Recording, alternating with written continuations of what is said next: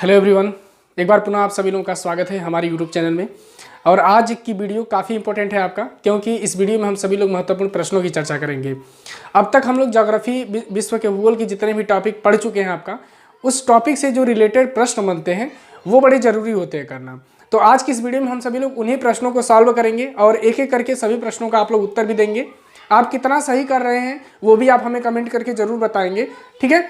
तो इन सारे प्रश्नों के बारे में हम लोग चर्चा करेंगे, एक एक करके सभी प्रश्नों को हम लोग देखेंगे। और शुरू से सौर मंडल आप लोग पढ़े हैं, पहले सौर मंडल से पूरा सॉल्व करेंगे आप क्वेश्चन। इसके बाद पृथ्वी गतियाँ, पृथ्वी की आंतरिक संरचना, उन सारी टॉपिकों से हम सभी लोग जो प्रश्न बनने वाले हैं उनको सॉल्व करेंगे आपका। आइए हम लोग पहले प्रश्न की तरफ बढ़ते हैं। और पहला प्रश्न यहाँ पर आप सभी लोग देखिए स्लाइड पर कि सौर मंडल का सबसे गर्म ग्रह कौन सा है। सौर मंडल का सबसे गर्म ग्रह कौन सा है? इसमें ऑप्शन ए है आपका, इस स्लाइड में देखेंगे ऑप्शन ए है कि बुध, मंगल, शुक्र और पृथ्वी। बुध, मंगल, शुक्र और पृथ्वी, ठीक है ना। तो यहाँ पर कौन सा उत्तर सही होगा ये आपको बताना है। सौर मंडल का सबसे गर्म ग्रह कौन सा है, ठीक है। चलिए, तो इस ऑप्शन में जब आप लोग देखेंगे ना तो सबसे गर्म ग्रह आपका शुक्र हो जाएगा। यानी कि सौर मंडल का जो सबसे गर्म ग्रह है वो कौन सा हो जाएगा? शुक्र। सबसे गर्म ग्रह कौन सा है? शुक्र हो जाएगा आपका, ठीक है। ट्रिक करेंगे यहाँ पर आप लोग, शुक्र, अर्थात ऑप्शन नंबर सी आपका यहाँ पर सही होगा, शुक्र। यह शुक्र जो है ये हमारे सौर मंडल का सबसे गर्म ग्रह कहा जाता है आपका। शुक्र हमारे सौर मंडल का सबसे गर्म ग्रह कहा जाता है। और बुध ग्रह की अगर हम लोग बात करेंगे तो ये सबसे छोटा ग्रह बुध ग्रह हमारे सौर मंडल का होता है। लेकिन एक चीज ध्यान दीजिएगा, बुध और शुक्र में एक कंफ्यूजन करने वाली बात ये आती है, हमने शुरू में ही बताए थे कि बुध ग्रह जो है ये सर्वाधिक तापांतर वाला ग्रह है। बुध ग्रह यह सबसे ज्यादा तापांतर वाला ग्रह है आपका, तापांतर वाला। सर्वाधिक तापांतर वाला ग्रह कौन सा है? तो बुध ग्रह होगा। और गर्म ग्रह कौन सा है? गर्म ग्रह तो कौन सा हो जाएगा? शुक्र ग्रह। ये शुक्र जो है ये गर्म ग्रह कहलाता है। और इस शुक्र को हम लोग पृथ्वी की बहन भी कहते हैं। क्या कहते हैं इसको? पृथ्वी की बहन भी इसको कहा जाता है शुक्र ग्रह को। पृथ्वी का जुड़वा तारा भी इसे कहते हैं।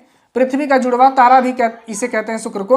और इसे हम लोग भोर का तारा भी कहते हैं। क्या कहते हैं इसको? भोर का तारा भी इसको कहा जाता है आपका, ठीक है ना। भोर का तारा भी इसको कहा जाता है। तो ये सारे पॉइंट्स इसी के हैं। आप लोग सौर मंडल की जो वीडियो बनी है उसे आप लोग जरूर देखें, उसे देखेंगे तो ये सारे प्रश्न आप लोग आसानी से सॉल्व कर पाएंगे आपका। नेक्स्ट अगले प्रश्न की तरफ आप लोग बढ़िए। और अगला प्रश्न यहाँ पर है आपका, देखिए स्लाइड पर आप सभी लोग देखिए अगले प्रश्न को और उत्तर दीजिए तुरंत आप लोग। अगला प्रश्न है कि पृथ्वी के सर्वाधिक निकट कौन सा ग्रह है? पृथ्वी के सबसे निकट पूछ रहा है, ध्यान देना। देखो, ऐसे सवालों में जो सवाल कहता है कि पृथ्वी की सबसे निकट ग्रह कौन सा है, इसमें बहुत ज्यादा बच्चे जो है बुध ग्रह को ट्रिक कर देते हैं, जबकि बुध ग्रह ऑप्शन में सही नहीं होता है। वो लोग सोचते हैं कि सूर्य के बारे में ये सही होगा, ठीक है ना। तो पृथ्वी के सर्वाधिक निकट ग्रह कौन सा है? ऑप्शन ए है शुक्र, ऑप्शन बी है बुध, ऑप्शन सी है मंगल और ऑप्शन डी है बृहस्पति, ठीक है। तो पृथ्वी के सर्वाधिक निकट पूछ रहा है, ध्यान दीजिए। तो पृथ्वी की बहन किसको कहते हैं हम लोग? शुक्र ग्रह कहते हैं। अर्थात यहाँ पर आप देखेंगे तो ऑप्शन नंबर ए आपका सही हो जाएगा। कौन सा ऑप्शन सही होगा? शुक्र ग्रह। शुक्र, ये ऑप्शन नंबर ए वाला आपका सही हो जाएगा, शुक्र ग्रह यहाँ पर सही होगा। नेक्स्ट अगला प्रश्न है कि निम्नलिखित में से किस एक को भोर का तारा के नाम से जाना जाता है? देखिए सेम प्रश्न जो अभी हमने चर्चा किए वहां पर सेम प्रश्न आपका आ गया कि निम्नलिखित में से किसे जो है भोर का तारा कहा जाता है। निम्न में से किस एक को भोर का तारा के नाम से जानते हैं? ऑप्शन ए है बुध ग्रह, ऑप्शन बी है शुक्र और ऑप्शन सी है मंगल और ऑप्शन डी है शनि ग्रह। अब बताइए इसमें से कौन सा ऑप्शन सही होगा आपका? भोर का तारा किसे कहते हैं? ध्यान दो बच्चों, हमने पहले ही बताए थे कि भोर का तारा हम किसे कहते हैं? शुक्र ग्रह को कहते हैं, भोर का तारा कहते हैं। शुक्र ग्रह वाला ऑप्शन इसमें सही हो जाएगा। अर्थात ऑप्शन नंबर बी वाले को आप लोग ट्रिक करेंगे, यहाँ पर बी वाला ऑप्शन सही हो जाएगा आपका, ठीक है ना। शुक्र ग्रह को जो है भोर का तारा कहे या सांझ का तारा कहे, पृथ्वी की बहन कहे, पृथ्वी का जुड़वा ग्रह कहे, सर्वाधिक गर्म ग्रह कहे, ये सारे पॉइंट्स ये शुक्र ग्रह के बनते हैं आपका, यहाँ पर नोट कर लीजिए। अगला सवाल कि सुपरनोवा क्या है? सुपरनोवा क्या है? ऑप्शन ए दिया है आकाशगंगा, ऑप्शन बी है एक ब्लैक होल और ऑप्शन सी है एक पुच्छल तारा और ऑप्शन डी है एक मृत प्राय तारा। तो इसमें बताइए आप उत्तर क्या होगा? सुपरनोवा जो घटना होती है वो क्या है? ये सवाल पूछ रहा है आप लोगों से। सुपरनोवा क्या है यही आपको बताना है, ठीक है। उत्तर दीजिए। तो ध्यान दो, सुपरनोवा की अगर हम लोग बात करते हैं तो यह सुपरनोवा यहाँ पे ऑप्शन नंबर डी वाला आपका सही होगा। डी वाले ऑप्शन को आप लोग ट्रिक करेंगे। यह एक मृतप्राय तारा होता है, मृतप्राय तारा, यानी कि तारा जब अपने जो मृत अवस्था में पहुंचता है आपका, तो विस्फोट जब करता है तो उसी घटना को हम लोग क्या कहते हैं, सुपरनोवा वाली घटना के नाम से हम सभी लोग उसे जानते हैं आपका। ठीक है, इस पॉइंट को आप लोग ट्रिक कर लो, सही कर लीजिए आप सभी लोग। ऑप्शन नंबर डी यहाँ पर सही होगा, सुपरनोवा जो है मृतप्राय तारा। अगला है आपका कि पृथ्वी के सबसे निकटतम खगोलीय पिंड है। यहाँ पर नोट करेंगे आप कि पृथ्वी के सबसे निकटतम खगोलीय पिंड है। अब ध्यान दो, अभी इस ऑप्शन में आप लोग देखिए कि पृथ्वी के सबसे निकटतम पिंड कौन सा है, यहाँ पर आप लोग बताइए उत्तर क्या होगा। पृथ्वी के सबसे निकटतम पिंड है, देखेंगे आप लोग और उत्तर दीजिए। ऑप्शन ए है प्रॉक्सिमा सेंचुरी आपका, ऑप्शन बी है चंद्रमा, ऑप्शन सी है शुक्र और ऑप्शन डी है आपका सूर्य। क्या सही होगा ये आपको बताना है इसमें। ठीक है, और वीडियो को आप सभी लोग शेयर करो। दूसरा चीज कि आप सभी बच्चों टेलीग्राम चैनल से आप लोग जरूर जुड़ जाइए, क्योंकि टेलीग्राम चैनल पे जो भी सूचनाएं रहती हैं वो आपको सीधे प्राप्त हो जाएंगे आपका। ठीक है ना, तो टेलीग्राम चैनल से आप सभी लोग जरूर जुड़े आपका। पृथ्वी के सबसे निकटतम खगोलीय पिंड, चलिए यहाँ पर जो उत्तर ऑप्शन में है आपका, इसमें ऑप्शन नंबर बी आपका सही होगा, चंद्रमा वाला ऑप्शन आपका सही हो जाएगा। चंद्रमा जो है, इस ऑप्शन के अकॉर्डिंग चंद्रमा जो है ये सबसे नजदीक है, पृथ्वी के सबसे नजदीक खगोलीय पिंड यहाँ पर चंद्रमा है आपका। अगर चंद्रमा ऑप्शन में नहीं होता तो फिर आपका शुक्र हो जाता, और शुक्र ऑप्शन में नहीं होता तो यहाँ पर सूर्य हो जाता, और सूर्य ऑप्शन में नहीं होता तो प्रॉक्सिमा सेंचुरी होता आपका। ठीक है ना, क्रम यहाँ पर देखिए, सबसे नजदीक में चंद्रमा है आपका, इसके बाद शुक्र है, इसके बाद सूर्य, और इसके बाद आपका प्रॉक्सिमा सेंचुरी होगा आपका। ठीक है ना, तो यहाँ पर ऑप्शन नंबर बी आप सही करेंगे, चंद्रमा को ट्रिक कर लीजिए आप लोग। अगला सवाल है कि पृथ्वी की उपसौर स्थिति किस महीने में होती है। सवाल कह रहा है कि पृथ्वी की उपसौर स्थिति जो है वो किस महीने में होती है, ये आपको बताना है। ठीक है, तो पृथ्वी की उपसौर वाली स्थिति किस महीने में होती है। हमने अपसौर और उपसौर इन दोनों घटनाओं को लिखवा दिए हैं अच्छे से, और आप जाकर वहां पे जो सौर मंडल वाली वीडियो के पूरे पार्ट हैं उनको आप लोग जरूर देखेंगे तो आप सही कर पाएंगे आपका। ठीक है, तो पृथ्वी की उपसौर स्थिति किस महीने में होती है। ऑप्शन ए है 1 जून में होती है, ऑप्शन बी दिया है जनवरी, और ऑप्शन सी है आपका सितंबर, और ऑप्शन डी है आपका मार्च। इसमें आप लोग बताएंगे कि कौन सा सही होगा कि उपसौर वाली स्थिति होगी आपका किस दिन। ठीक है, बड़ा आसान है, ये ऑप्शन से ही आप लोग ट्रिक कर लेंगे कि कौन सा ऑप्शन यहाँ पर सही होगा आपका। तो ध्यान दीजिए, यहाँ ऑप्शन में जो दिया हुआ है वो जनवरी दिया है, अर्थात जनवरी के महीने में जो है ये उपसौर वाली घटना होती है। दो घटनाएं होती हैं, एक होता है अपसौर, एक होता है अपसौर और एक होता है उपसौर। अपसौर उपसौर ये दो घटनाएं होती हैं आपका। अपसौर वाली जो घटना होती है, देखो जब सूर्य अधिक दूर होगा पृथ्वी से तो अपसौर वाली घटना होती है, और ये 4 जुलाई को होती है आपका। ठीक है, उपसौर वाली घटना जब पृथ्वी सूर्य के नजदीक होगी आपका तो उपसौर वाली घटना होती है, और यह घटना जो है ये 3 जनवरी को होती है। कब होती है, 3 जनवरी को होती है। तो ये दोनों चीजें यहाँ पर आप लोग नोट कर लीजिए, आपका अपसौर और उपसौर, ये दोनों बातें यहाँ पर नोट करेंगे आप लोग। और ये जो ऑप्शन सही होगा ये जनवरी महीने में होता है, इसको आप लोग ट्रिक कर लीजिए। ठीक है, चलिए अगला है कि आकार की नजर से सौर मंडल में पृथ्वी का कौन सा स्थान है। अगला प्रश्न देखिए आप लोग, उत्तर दीजिए। ये पूछ रहा है कि आकृति की दृष्टि से सौर मंडल में पृथ्वी का स्थान कौन सा है, यही पूछ रहा है आपका। हमने शुरू में ही बता दिए थे, जब एकदम शुरू में ग्रहों के बारे में हम लोग चर्चा कर रहे थे तभी हमने सारी बातें बता रखी थी आपका। तो यहाँ पर देखेंगे आकार की नज़र से सौरमंडल में पृथ्वी का कौन सा स्थान है, यही आपको बताना है आपका। यानी कि आकृति के घटते हुए क्रम से आप लोग देखेंगे तो जरूर कर पाएंगे। ऑप्शन ए दिया है 3, ऑप्शन बी है 4, ऑप्शन सी दिया है 5 और ऑप्शन डी दिया है 6। बताइए कौन सा इसमें सही होगा ऑप्शन। ठीक है, पृथ्वी का स्थान कौन सा है आकार के दृष्टिकोण से। तो यहाँ पर ऑप्शन नंबर सी आप लोग सही करेंगे, 5 नंबर यहाँ पर सही होगा आपका। ये ऑप्शन नंबर सी हो जाएगा, 5 वाला। ठीक है, 5वां स्थान है पृथ्वी का। आकार के घटते हुए क्रम को अगर आप लोग देखेंगे तो पृथ्वी का जो स्थान है वो 5वां आता है। और पहले नंबर पे कौन है आपका, तो पहले नंबर पर बृहस्पति होता है आपका। बृहस्पति के बाद शनि होगा आपका, शनि के बाद अरुण होगा, फिर वरुण होगा, तब पृथ्वी होगा आपका। ठीक है, और पृथ्वी के बाद क्या होगा, शुक्र होगा, शुक्र के बाद मंगल, और मंगल के बाद फिर बुध हो जाएगा आपका। तो ये क्रम होता है, इस क्रम को आप लोग जरूर नोट करेंगे। यहाँ पर ऑप्शन 5 वाला सही कर लीजिए आप लोग। अगला है कि किस ग्रह को नीला ग्रह भी कहते हैं, किस ग्रह को नीला ग्रह भी कहते हैं। अगला सवाल है कि किसे जो है नीला ग्रह कहा जाता है। उत्तर आप लोग दीजिए। ऑप्शन ए है पृथ्वी, ऑप्शन बी है शनि, ऑप्शन सी है मंगल, और ऑप्शन डी है शुक्र आपका। बताइए यहाँ पर कौन सा ऑप्शन सही होगा आपका। किस ग्रह को नीला ग्रह कहते हैं। बड़ा इजी क्वेश्चन है आपका, आप लोग बहुत दिनों से इसको पढ़ रहे हैं, बचपन से ही ये परिचित है आपका। आप बताइए कौन सा इसमें सही होगा आपका। चलिए यहाँ पर अगर हम लोग बात करेंगे नीला ग्रह किसे कहते हैं, तो यहाँ पर ऑप्शन नंबर ए आप लोग सही करेंगे, पृथ्वी। पृथ्वी को जो है बाबू ना नीला ग्रह कहा जाता है। किस लिए, पानी की अधिकता के कारण, पानी के कारण यह नीले रंग की दिखाई देती है, क्योंकि पृथ्वी का अधिक से अधिक भाग क्या है, पानी है। 71% भाग पर जल है पृथ्वी के, जिसके कारण यह अंतरिक्ष से नीले रंग की दिखाई देती है। ठीक है, तो इसको आप लोग नोट कर लीजिए, यहाँ पर नोट करेंगे आप सभी लोग। ये उत्तर सही हो जाएगा आपका, ऑप्शन नंबर ए वाला पृथ्वी सही हो जाएगा आपका। ठीक है, चलिए इसको ट्रिक करेंगे आप लोग। काफी महत्वपूर्ण सवाल है ये, बहुत इंपॉर्टेंट है आपका। चलिए नेक्स्ट अगले क्वेश्चन की तरफ आप लोग चलिए, और अगला क्वेश्चन है यहाँ पर देखेंगे आप लोग। अगला सवाल है कि किस तिथि को उत्तरी गोलार्ध में सबसे लंबा दिन होता है। किस तिथि को उत्तरी गोलार्ध में सबसे लंबा दिन होता है, ये सवाल पूछ रहा है कि हमारे उत्तरी गोलार्ध में सबसे बड़ा दिन कब होता है। चूंकि ये अक्षांश और देशांतर का सवाल है, लेकिन यहाँ पर इसको आप लोग बताइए, नहीं तो हम खुद ही बताएंगे इसको।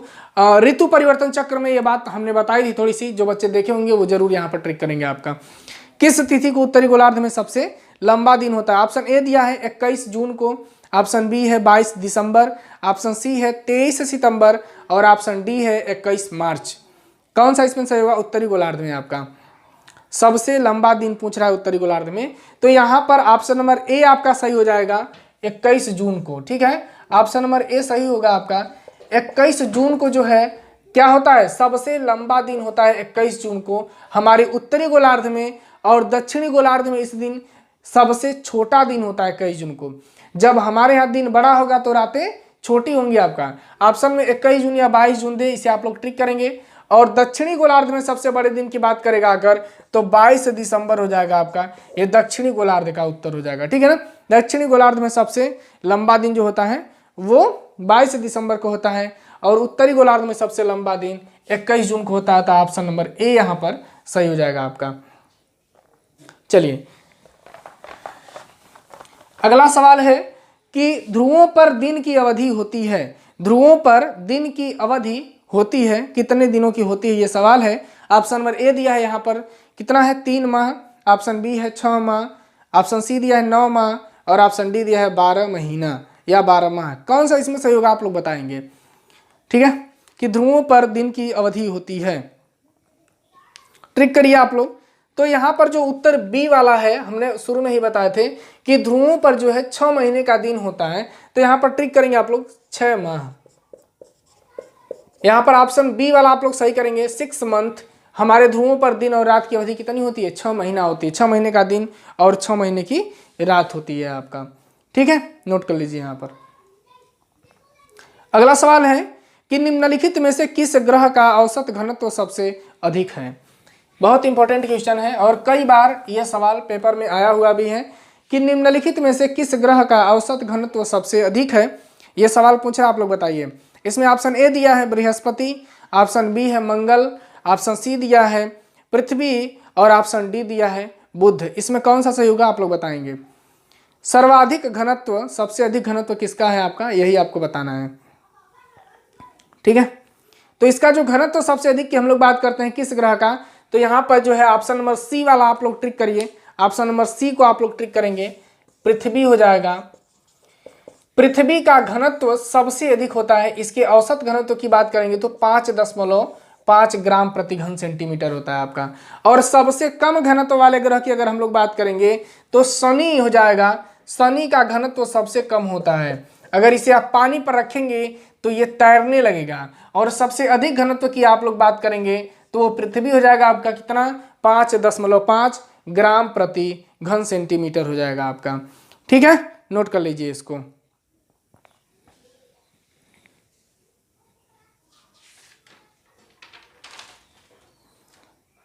नोट करिए सभी पॉइंट्स को आप लोग, काफी इंपॉर्टेंट है ये सभी सवाल और पेपर में इनको कई बार पूछा भी गया है आपका। ठीक है, नोट कर लीजिए इनको।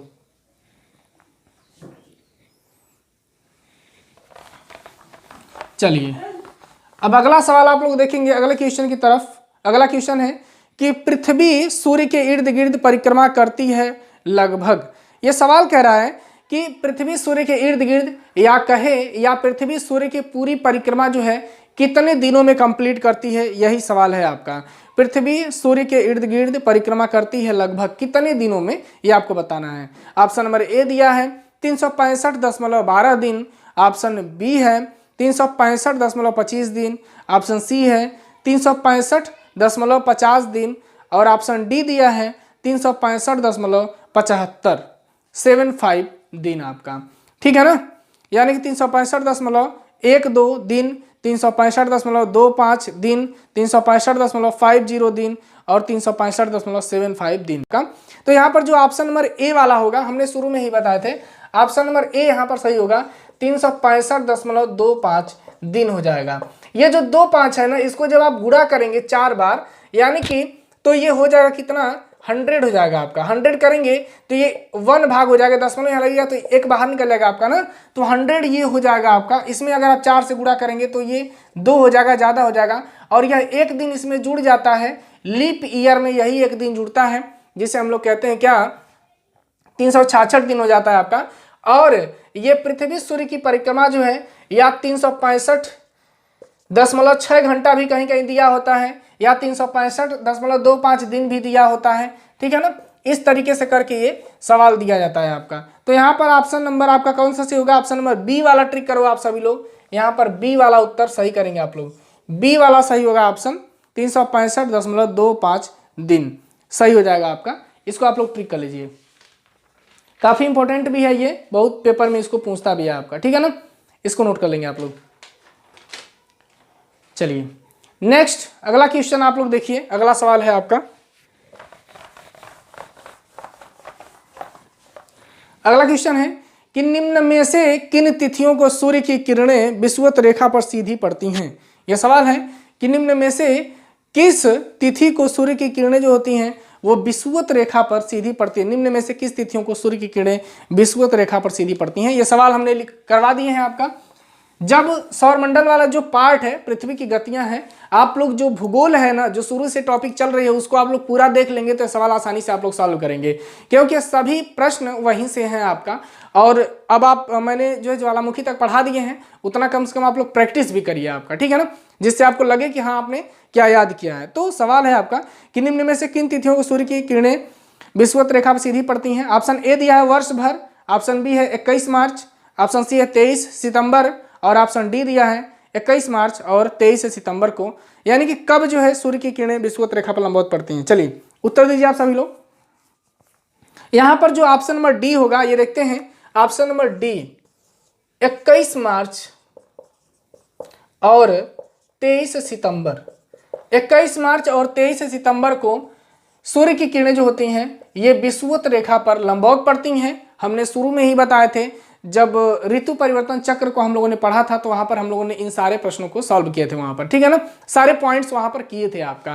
तो ये 21 मार्च को जो है सूर्य की किरणें और 23 सितंबर को लंबवत पड़ती हैं, कहां पर आपका, विषुवत रेखा पर। और कर्क रेखा पर लंबवत पड़ने की बात होगी, अगर कर्क रेखा पर अगर लंबवत पड़ने की बात होगी तो 21 जून को कर्क रेखा पर लंबवत चमकती हैं या 22 जून। और मकर रेखा की बात होगी अगर, तो मकर रेखा को 22 दिसंबर, यानी कि कर्क रेखा पर लंबवत 21 जून को और मकर रेखा पर लंबवत 22 दिसंबर को। और विषुवत रेखा पर जो अगर आप बात करेंगे तो ये हो जाएगा विषुवत रेखा पर 21 मार्च और 23 सितंबर को ये सूर्य की किरणें लंबवत पड़ती हैं। ठीक है ना, तो ये रहे आज के प्रैक्टिस सेट और आज के मल्टीपल चॉइस क्वेश्चन, काफी इंपॉर्टेंट महत्वपूर्ण ये सभी प्रश्न है आपका। आप इन्हें जरूर सॉल्व करेंगे और नोट करेंगे आप सभी लोग इसको। ठीक है ना, फिर मिलते हैं आप सभी लोगों से नेक्स्ट वीडियो में। बहुत बहुत धन्यवाद आपका।